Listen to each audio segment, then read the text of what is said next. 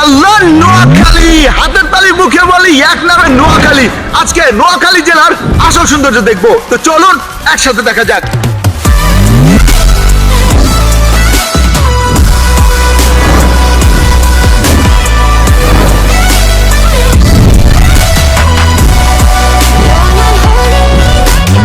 আজকের এই ভিডিওতে নোয়াখালী জেলার সমস্ত সৌন্দর্য আপনার সামনে তুলে ধরবার সাথে সাথে কমপ্লিট একটি ভ্রমণ গাইডলাইন দিব। তো চলুন ভিডিও শুরু করা যাক। হ্যালো গাইস, বিসমিল্লাহ and welcome to my blog Noakhali.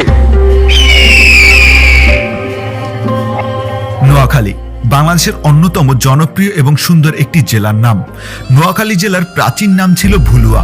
ইতিহাসবিদদের মতে একবার ত্রিপুরার পাহাড় থেকে প্রবাহিত ডাকাতিয়া নদীর জলে ভুলুয়ার উত্তর পূর্বাঞ্চল ভয়াবহভাবে প্লাবিত হয় ও ফসলি জমির ব্যাপক ক্ষয়ক্ষতি হয়।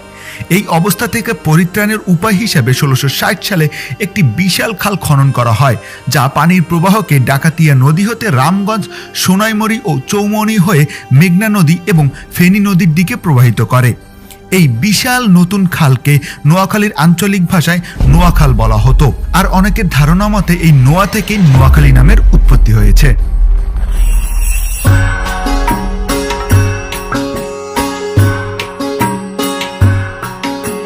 বর্তমানে এখন আমি আছি নোয়াখালীর অন্যতম সুন্দর একটি স্থান এবং নোয়াখালীবাসীর গর্ব করার মতো একটি জায়গা, সেটি হচ্ছে নোয়াখালী বিজ্ঞান ও প্রযুক্তি বিশ্ববিদ্যালয়ের সামনে।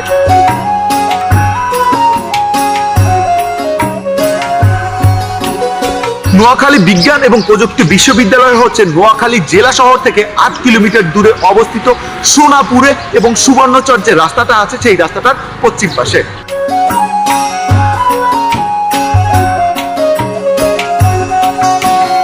এই ইউনিভার্সিটির ইতিহাস বলতে গেলে 1998 সালে তৎকালীন প্রধানমন্ত্রী 12টি জেলায় 12টি বিজ্ঞান এবং প্রযুক্তি বিশ্ববিদ্যালয় করার উদ্যোগ নেয়। তারই ফলশ্রুতিতে 2001 সালে জাতীয় সংসদে এটি পাশ হয় এবং 2003 সালে এই বিশ্ববিদ্যালয়ে ভিত্তিপ্রস্তর স্থাপন করা হয় এবং 2005 সালে এটি এসে তার আনুষ্ঠানিক কার্যক্রম শুরু করে।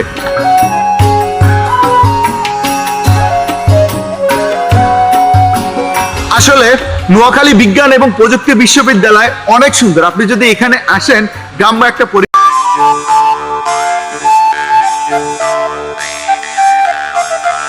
বর্তমানে এখন আমি আছি নোয়াখালীর অন্যতম সুন্দর একটি স্পট, যার নাম হচ্ছে মুসাফুর ক্লোজার। আমার পাশেই দেখতে পাচ্ছেন নদী, আর এই নদীর নাম হচ্ছে ছোট ফেনী নদী। মূলত এখানে মানুষ আসে নদী আর সাগরকে উপভোগ করতে, আর এখানে ঝাউবনের সৌন্দর্যটা আপনি আসলেই দেখতে পারবেন। আর এই মুসাফুর ক্লোজারে আসলে আপনি দুইটি স্পট পেয়ে যাবেন। আমরা একটা স্পট রেখে আসছি, ওখানে যাবো আর একটু পরে। ওটা হচ্ছে নারকেল বাগানের একটি স্পট, মানে মুসাফুর আসলে আপনি দুইটা স্পট পেয়ে যাবেন। এখন যে স্পট আছে এটাই ব্লগ রাখা, অ্যান্ড এখানে নদীটাকে অনেক সুন্দর লাগে। আর এখানে আপনি চাইলে এই নদীটাকে খুব সুন্দর করে উপভোগ করতে পারবেন। তার জন্য এখানে নৌকা বা ট্রলার পাওয়া যায়। আপনি ফ্যামিলি নিয়ে আসেন বা প্রিয় মানুষটাকে নিয়ে আসেন, এখানে ট্রলার বা নৌকা রিজার্ভ করে কিন্তু আপনি খুব সুন্দর করে নদীটাকে উপভোগ করতে পারবেন।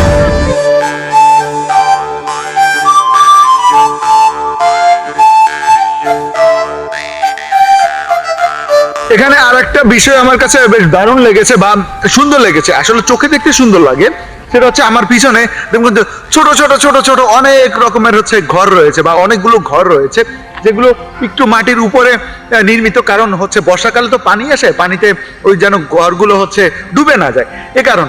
বাট এদের জীবন অনেক কঠিন।